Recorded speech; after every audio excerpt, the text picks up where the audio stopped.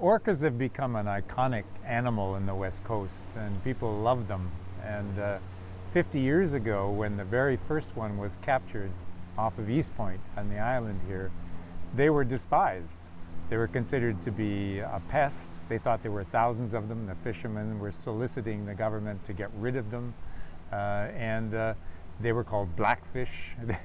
People thought they were man-eaters. But today, people love them. And people want to know more and more and more about them. And that has all come about over this last 50 years. And the tipping point that started all of that was the capture of Moby Doll at the point at East Point. And his capture started this change in relationship with the orcas, and it inspired a lot of scientists to want to study them. And in 50 years, we've had 3 generations of scientists that have studied them. The first ones, as you'll hear at the symposium tomorrow, there'll be a couple of the early ones who are going to talk about when they started. There was nothing. They knew nothing. They didn't even know what to feed the animal. They didn't know it was a male instead of a female. They knew nothing. Now we know everything. We know them all by name.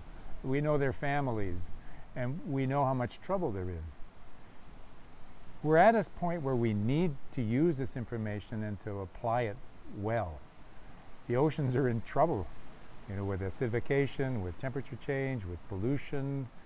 These poor animals need a lot of help. So by hosting an event like this, which helps us reflect on how much we've learned and how much our attitudes have changed in the last 50 years, it's a kind of a sign of hope. If we can do that for those animals, maybe we can do it for the environment, for the ocean, for other things.